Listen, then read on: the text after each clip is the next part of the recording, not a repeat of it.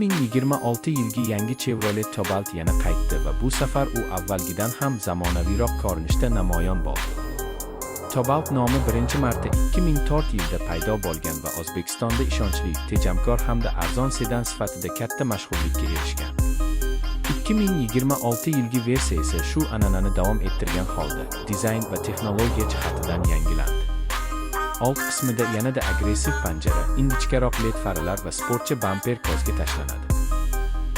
Salon ichida raqamli panel, katta multimedia ekran, Android Auto va Apple CarPlay qo'llab-quvvatlashi mavjud.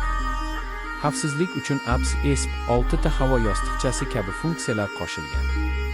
Dvigatel 1.5 litrli, tejamkor va shahar hamda uzoq yo'l uchun yetarli quvvat beradi. Shu segmentdagi Hyundai Accent yoki Kia Rio bilan solishtirganda, Cobalt narxi arzonroq va xizmat ko'rsatish osonroq. O'zbekistonda taxminiy narxi hamyonbop bo'lishi kutilmoqda. 2026 Chevrolet Cobaltning asosiy ustunligi oddiylik, ishonchlilik va kundalik foydalanish uchun ideal balansdir. 2026 yilgi yangi Chevrolet Cobalt yana qaytdi va bu safar u avvalgidan ham zamonaviyroq ko'rinishda namoyon bo'ldi. Cobalt nomi birinchi marta 2004 yilda paydo bo'lgan va O'zbekistonda ishonchli, tejamkor hamda arzon sedan sifatida katta mashhurlikka erishgan.